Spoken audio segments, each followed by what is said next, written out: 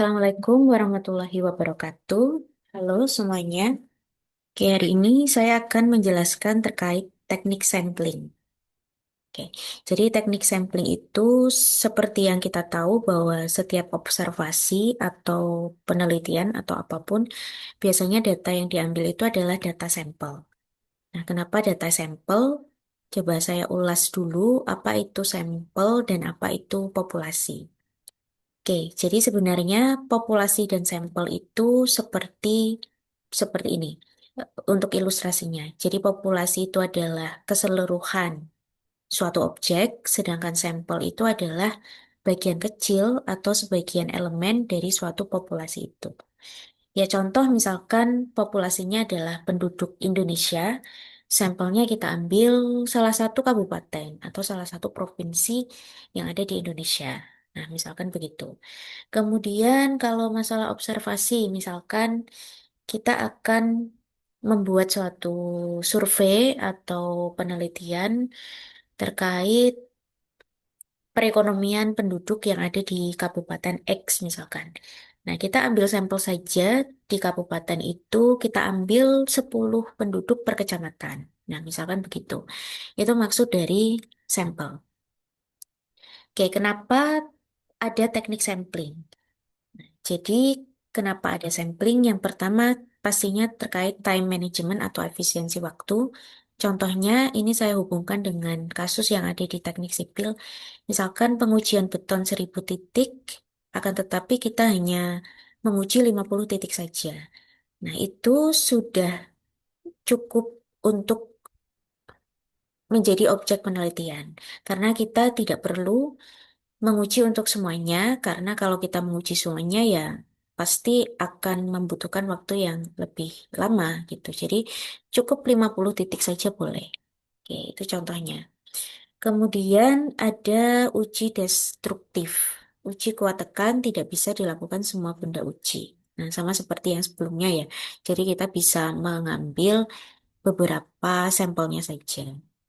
Kemudian ini yang paling jelas saya rasa jadi hemat biaya. Jadi kalau hubungannya sama survei, kemudian hmm, pengambilan suatu observasi atau yang lain sebagainya, terutama yang berhubungan dengan wilayah atau geospasial, geoteknik, itu intinya akan menghemat biaya nantinya. Karena kalau dianalisa uji geoteknik seluruh lahan versus titik yang terpilih. Ya, misalkan kita akan meneliti terkait luas lahan yang ada di suatu wilayah. Ya, kalau kita mengobservasi semuanya, ya kita butuh masa banyak. Itu yang pertama. Waktunya juga akan banyak juga. Yang berikutnya ya pasti biaya. Karena survei itu biayanya s- eh, tidak sedikit ya. Jadi untuk melakukan survei itu bisa dikatakan memanfaatkan biaya yang cukup besar. Itu sehingga kalau kita mengerahkan surveyor yang cukup banyak, ya pasti biayanya juga makin banyak di situ. Oke, jadi kita cukup memilih beberapa titik geospasial tadi. Begitu. Oke, kemudian yang keempat, akurasi cukup. Sampling tepat memberikan hasil yang representatif. Nah, makanya saya sering bilang di kelas ya. Jadi, walaupun kita mengambil sampel, tapi diharapkan sampel itu merepresentasikan penelitian atau populasi kalian, atau topik yang akan kalian bawa. Itu ya contohnya, misalkan untuk menguji tingkat keaktifan mahasiswa yang ada di kampus. Ya, saya jangan mengambil satu prodi saja, tapi saya bisa mengambil sampel dari beberapa prodi. Gitu. Itu contohnya, sehingga akan lebih representatif. Jadi nggak perlu semuanya saya teliti, tapi kita ambil saja sampel. Itu. Makanya ada teknik sampling. Oke, setelah ini akan saya jelaskan beberapa teknik sampling. Oke, teknik sampling sebenarnya banyak. Ada dua jenis, ada probability dan juga ada non-probability. Cuman di sini saya akan menjelaskan yang probability. Karena apa? Probability itu kalau diartikan peluang atau kemungkinan. Gitu. Jadi logikanya begini. Kalau saya mengambil sampel di suatu kelas, saya mengambil satu anak. Satu anak itu punya peluang. Masing-masing anak punya peluang untuk saya ambil.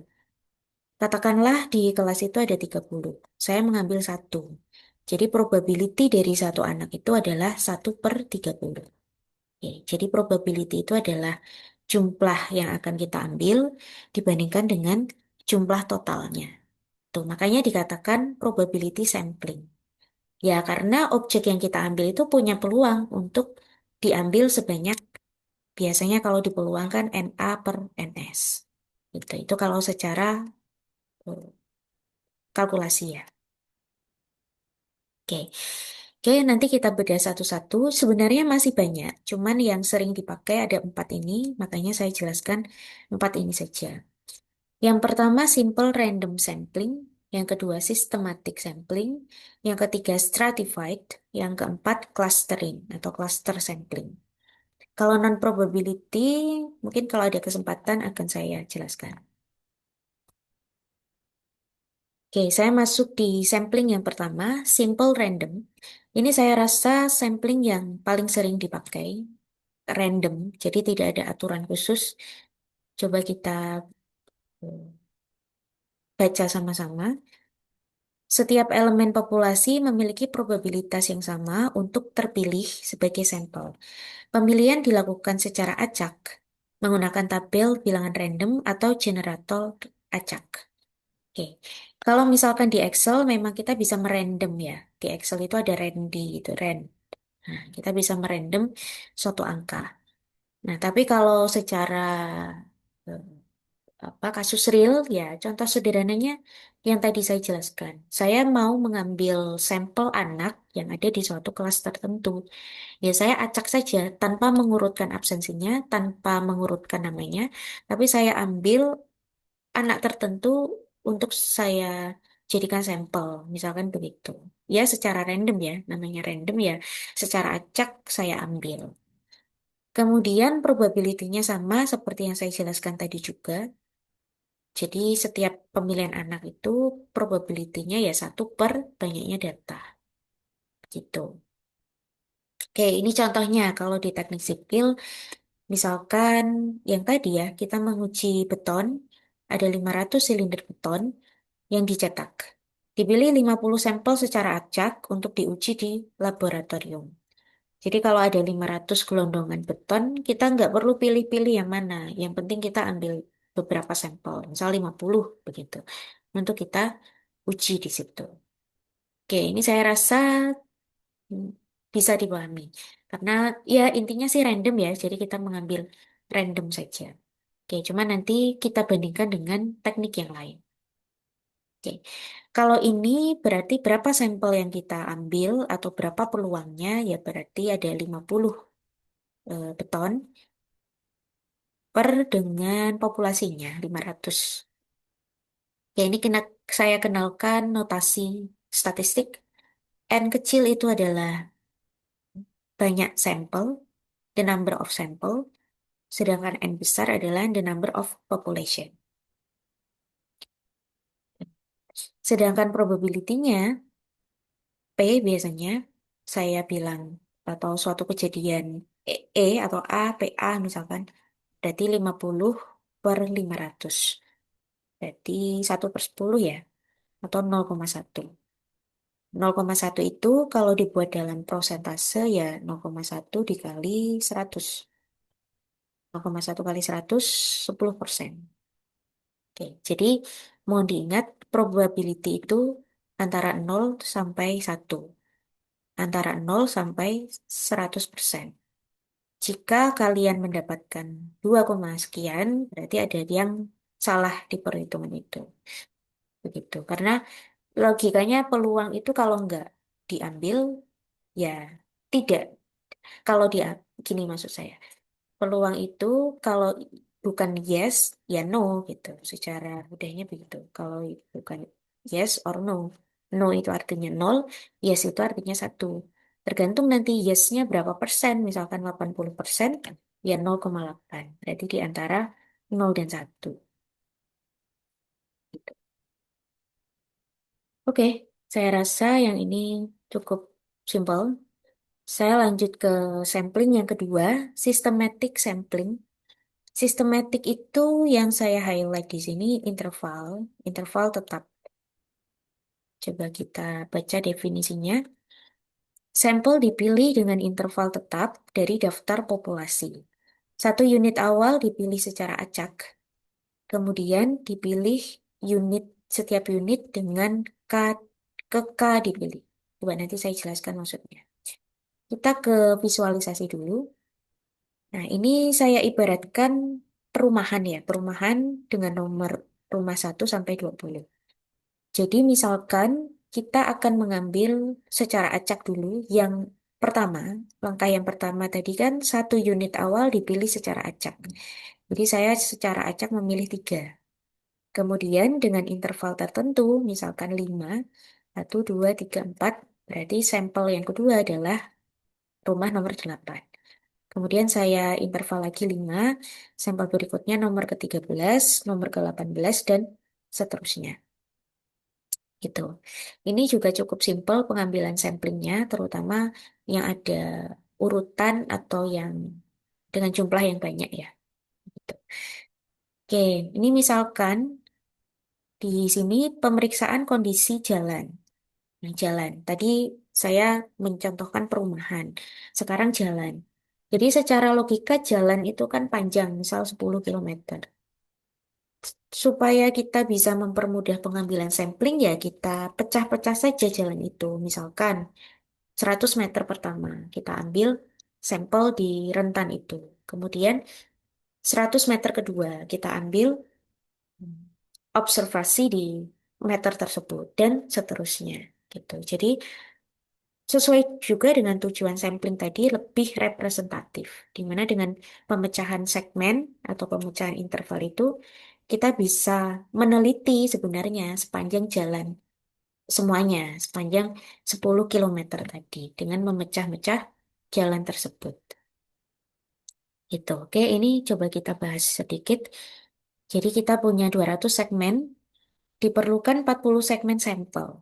Nah, makanya di sini 200 itu adalah N besar karena dia adalah populasi. Kemudian diambil sampel 40. Ini kalau kita hitung 200 dibagi 40 kan 5.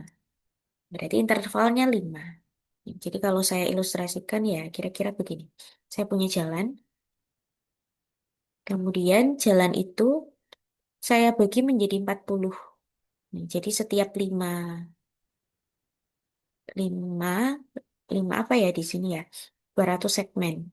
200 segmen dari 10 kilometer. Jadi kan ada 10 kilometer.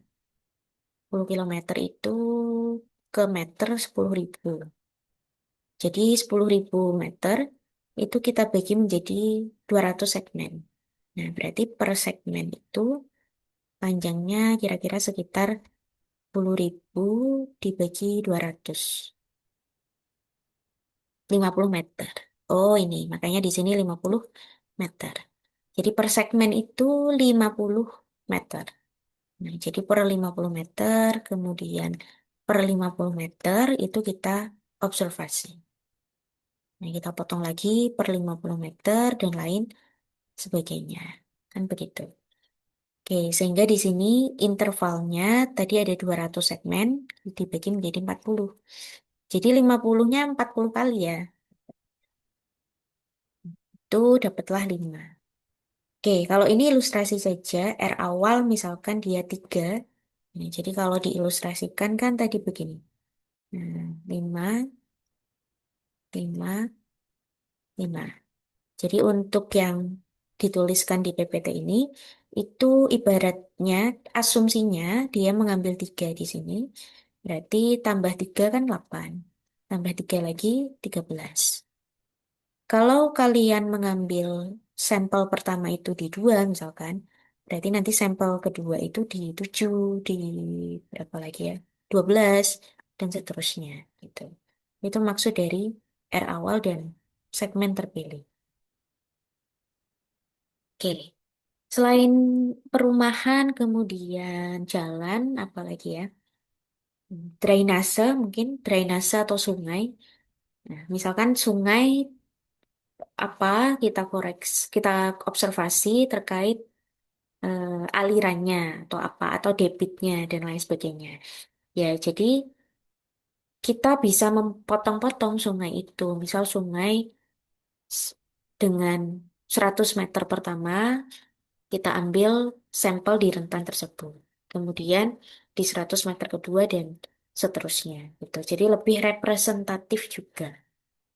Kita tidak hanya mengukur di satu titik saja.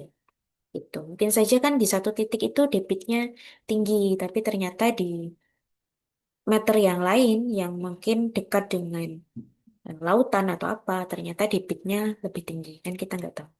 Ya, sehingga untuk permasalahan-permasalahan itu akan lebih cocok dengan systematic sampling. Oke, saya lanjutkan. Yang ketiga, stratified sampling. Stratified itu kalau saya lebih suka mengingatnya dengan strata. Jadi strata itu kan familiarnya dengan adanya tingkatan, adanya senioritas, junioritas itu ya mungkin ya. Oke. Kemudian, oke kita bahas. Nah ini sampling berlapis ya karena ada strata tadi. Jadi kelompok strata yang homogen, kemudian dari setiap strata diambil sampel secara acak, secara proporsional atau sama rata. Nah, kalau secara ilustrasi ya, karena strata, jadi ada yang tinggi, rendah, rendah, dan lain sebagainya. Saya langsung ke contoh saja. Survei kondisi rumah pada suatu kawasan untuk perencanaan drainase. Populasi 1.000 rumah dibagi menjadi tipe bangunan. Nah, tipe bangunan ini kan ada stratanya. Berarti mewah itu tipe paling tinggi, kemudian dilanjutkan menengah, kemudian sederhana. Gitu. Contoh lain misalkan jabatan, gitu kan, jabatan yang eh, kalau di kampus misalkan ketua prodi kita mengambil survei untuk em, di wilayah kampus misalkan, nah jadi ketua prodi kita sendirikan hasilnya. Kemudian untuk dosen disendirikan, kemudian mahasiswa dan lain sebagainya. Atau contoh lain misalkan kita ingin mensurvei suatu hotel atau rumah kos. Kita buat strata hotel dengan 3 lantai, 2 lantai, 1 lantai gitu. Nah, itu saya rasa bisa menggunakan stratified sampling. Oke, kemudian saya lanjutkan saja, ada clustering. Ini hati-hati jangan sampai rancu antara stratified dengan cluster, karena hampir mirip. Kalau strata itu ada tingkatan, kalau cluster itu tidak ada. Jadi, kalau di statistik dia akan banyak banyak kasus itu biasanya berhubungan dengan wilayah atau geospasial tadi. Coba saya ke sini dulu. Nah, populasi dibagi ke dalam gugus atau klaster alami, misal desa, blok, zona. Beberapa klaster dipilih secara acak, lalu semua atau sebagian unit dipilih menjadi sampel. Nah, jadi bedanya, coba saya tekankan di sini. Stratified itu ada strata. Nah, kalau ada strata berarti heterogen. Heterogen itu jenisnya banyak.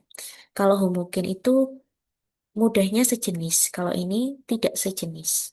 Gitu. Kalau cluster, dia itu klasternya mirip satu sama lain. Saya ulangi. Kalau stratified itu ada strata, satu, dan seterusnya. Kalau clustering itu dia menganggap semuanya sama. Nah, tapi kita bagi menjadi kelompok-kelompok tertentu. Sehingga visualisasinya tidak lagi atas, bawah, dan lain sebagainya. Tapi dianggap sama, tapi ada blok-blok tertentu di sini. Dan kita bisa mengambil salah satu bloknya. Atau setiap blok itu bisa kita ambil samplingnya. Nah, itu namanya cluster. Saya ke contoh. Evaluasi kerusakan infrastruktur jalan di 5 kabupaten. Setiap kabupaten terdiri dari kecamatan. Dipilih 3 kecamatan secara acak. Nah, jadi seperti yang saya bilang di awal, klaster itu erat hubungannya dengan wilayah. Jadi misalkan kalian mengobservasi penduduk yang ada di suatu kabupaten. Nah, kalian bisa mengklaster kecamatan A diambil berapa, kecamatan B diambil berapa, dan seterusnya. Sama seperti contoh saya tadi, misalkan kalian mengambil kuesioner atau survei di kampus, kalian bisa mengklasternya di beberapa prodi. Jadi clustering kalian adalah prodinya. Prodi sipil, sekian, nanti diambil sampel. Prodi informasi, sekian. Prodi akuntansi, sekian, dan lain sebagainya. Tanpa kita memberikan prodi sipil itu adalah ranking satu dan lain sebagainya. Kan tidak ada ranking di tiap prodi. Tapi kita menyamaratakan masing-masing prodi itu. Nah, itu namanya clustering. Contoh lain apa ya?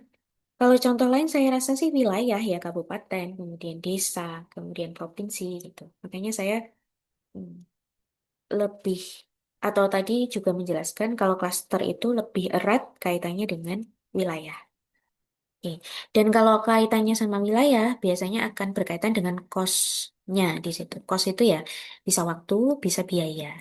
Karena kalau hubungannya sama lapangan itu ya akan yang berhubungan dengan survei kalian itu ya time-nya dan juga biaya yang diperlukan itu ya sehingga instansi-instansi terkait seperti saya rasa ya seperti BPS seperti Dinas Ketenagakerjaan atau yang lain sebagainya itu untuk mendapatkan data sampel data sensus itu mereka membutuhkan biaya cukup ya cost yang cukup time dan cost yang cukup untuk mengerahkan surveyor-surveyor mereka gitu.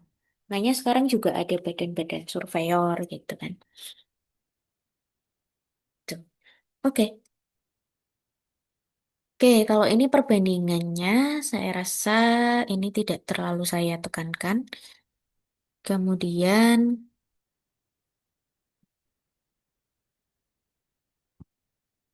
nah ini saya tambahkan satu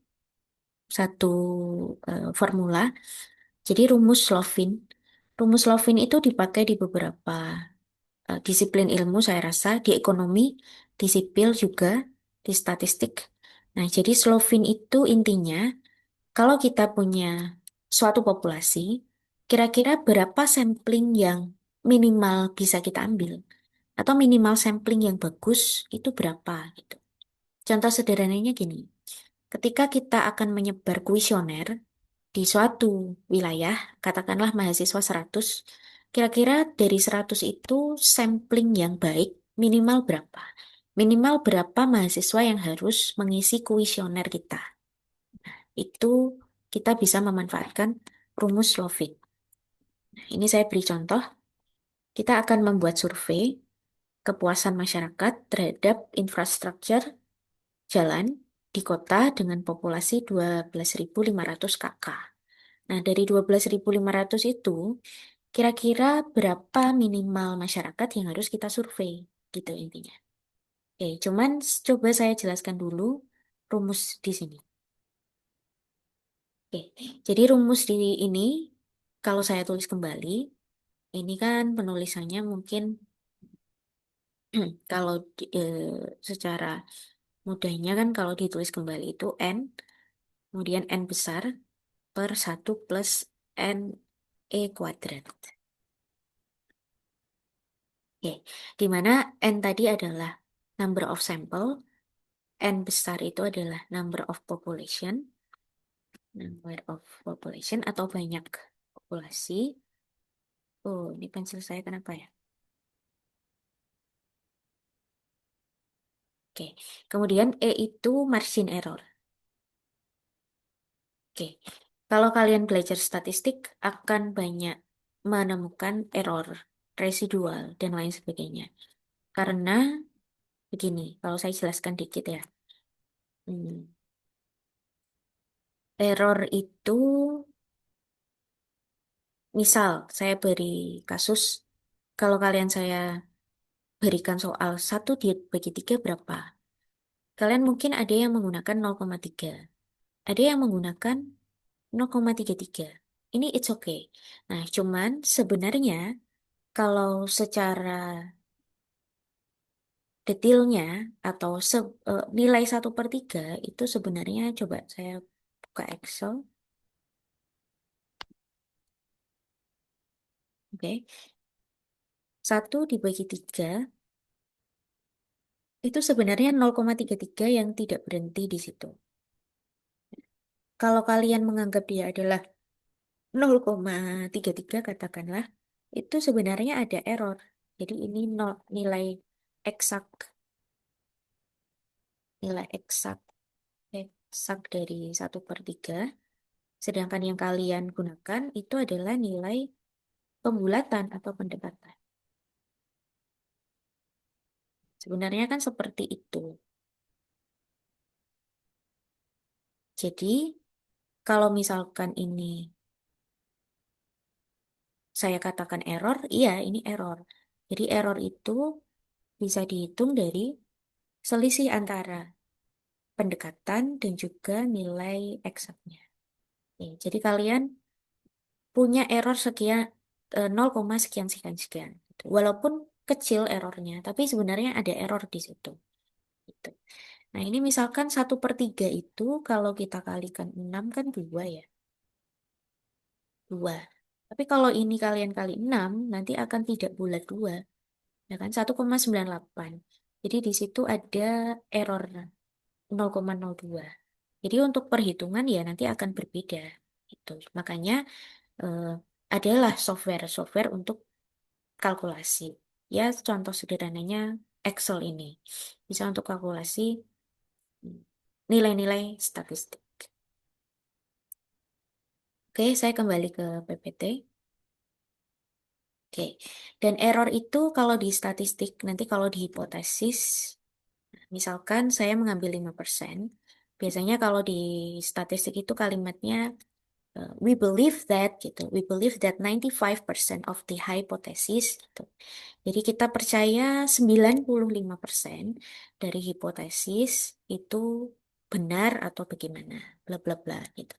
Jadi kalau error kalian itu adalah 5%, maka nanti tingkat kepercayaan atau confident interval kalian adalah 95%. Kalau misalkan 1%, maka confident intervalnya adalah 99%. Gitu. Nanti kalau di hipotesis hubungannya sama daerah penerimaan atau daerah bersih atau yang istilah lain gitu. Nanti kalau kalau ini di bab hipotesis cuman saya hanya menyinggung sedikit saja gitu. Jadi nanti ya kalimatnya we believe that 95% of the hypothesis that bla bla bla atau we believe that 99% bla bla bla gitu.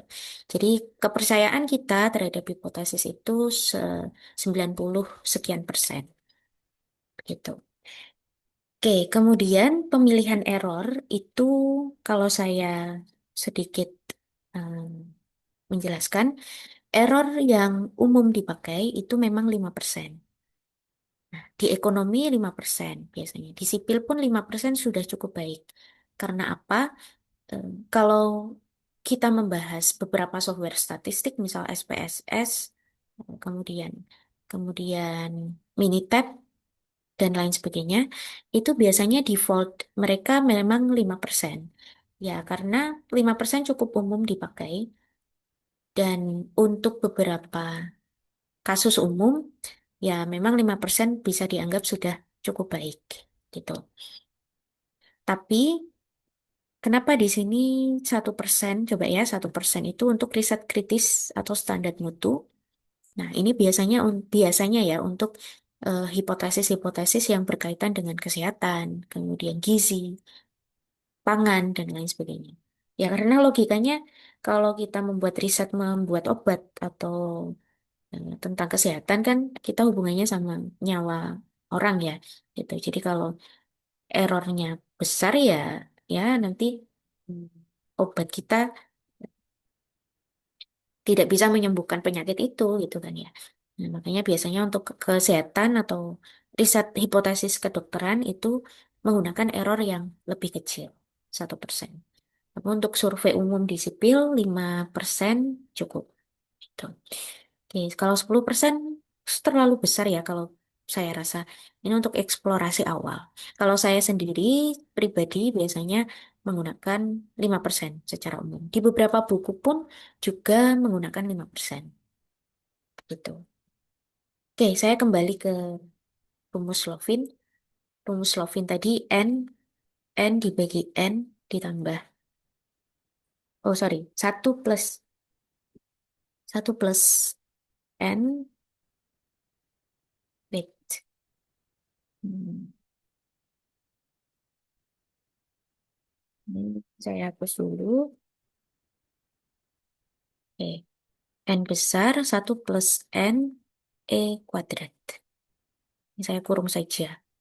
Jadi tadi cerita kita ada 12.500, kemudian 1 plus 12.500, kita menggunakan 5% saja, atau kalau 5% itu kesulitan ya 0,05 begitu. Karena persen itu kan per 100, sehingga 0,05.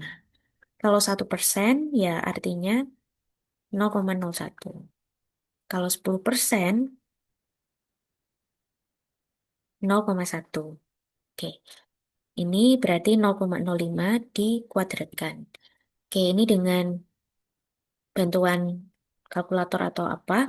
Oke, ini kita mengikuti yang ini saja, dapatlah, ini kalau saya hitung sekitar 387,59 sekian. Nah, jadi nggak mungkin kalau suatu kakak atau suatu keluarga dihitung dengan koma ya. Jadi biasanya dibulatkan. Nah, Seringnya, seringnya itu biasanya kita round up atau dibulatkan ke atas. Jadi 3877 kita bulatkan menjadi 388 gitu. Oke, jadi dibulatkan. Tidak koma ya, karena logikanya kalau kita mengambil sampel orang, ya koma itu mengartikan apa gitu. Jadi kita buat bilangan bulat. Nah, jadi artinya kalau kita punya populasi sekitar 12.500 penduduk, katakanlah, nah berarti penduduk yang bisa kita survei, minimal yang bisa kita survei, supaya observasi kita bisa dikatakan valid dengan rumus Slovin, ini kita harus mengambil 388 sampel untuk kita survei. Begitu. Oke, saya rasa nanti bisa diaplikasikan di permasalahan yang lain. Oke, ini sudah terakhir. Slide terakhir, ini hanya summary saja. Jadi, simple random sampling itu memberikan setiap unit kesempatan yang sama. Nah, jadi kita bisa langsung ambil saja sampel acak dari suatu populasi itu. Sedangkan sistematik itu lebih efisien di lapangan. Nah, karena tadi ya, ke jalan kita akan mengambil segmen-segmen tertentu, perumahan kita buat interval tertentu, rumah ke 5, ke 10, ke 15, dan lain sebagainya. Kemudian kalau stratified ada kelompok, ada tingkatan kelompok, di mana populasinya heterogen. Oke. Jadi kalau populasinya heterogen, bisa menggunakan stratified. Kemudian cluster, karena hubungannya sama wilayah, tadi saya bilang, pasti hubungannya juga dengan cost. Bisa time, bisa biaya gitu. Untuk survei infrastruktur di dengan hubungannya wilayah luas. Oke. Kemudian ukuran sampel bisa ditentukan dengan rumus Lovin dengan margin error yang kita tentukan. Gitu. Kalau dari saya ya, kalau apa namanya pendapat saya, sebenarnya untuk beberapa teknik sampling ini juga bisa dikombinasikan. Misalkan kemarin itu mahasiswa-mahasiswa sipil kan sudah melakukan observasi di wilayah, di bangunan ya, di bangunan tertentu. Ada yang di drainase, ada yang di jembatan, ada yang di jalan, dan lain sebagainya. Sebenarnya kalian mungkin sebelumnya tidak tidak tahu ya, kenapa saya memilih ini, kenapa saya memilih jembatan, dan lain sebagainya. Tapi secara intuisi, karena sudah saya jelaskan terkait teknik sampling, kalian sebenarnya sudah memanfaatkan beberapa teknik sampling di situ. Misalkan kelompok A memilih jembatan, kelompok B memilih jalan. Nah, sebenarnya kalian sudah mengcluster. Jadi ada clustering sampling. Kemudian kalian mengambil bangunan di tempat A. Nah, kalian mengambilnya secara acak saja kan di situ gitu. Jadi kalian memanfaatkan simple random sampling atau ya sampling acak tadi ya gitu. Jadi sebenarnya kalian waktu itu secara intuisi sudah memanfaatkan beberapa teknik sampling ini. Tapi lagi-lagi sebenarnya tujuan sampling itu apa? Saya tekankan lagi. Yang penting sampling yang kalian ambil itu yang merepresentasikan tujuan atau populasi kalian. Nah, itu yang penting. Terus kalian menggunakan teknik apa? Terserah. Nah, yang penting dihubungkan dan juga dikaitkan juga dengan tujuan kalian. Gitu. Oke, saya rasa cukup untuk hari ini. Semoga bisa diikuti. Oke, saya akhiri. Wassalamualaikum warahmatullahi wabarakatuh.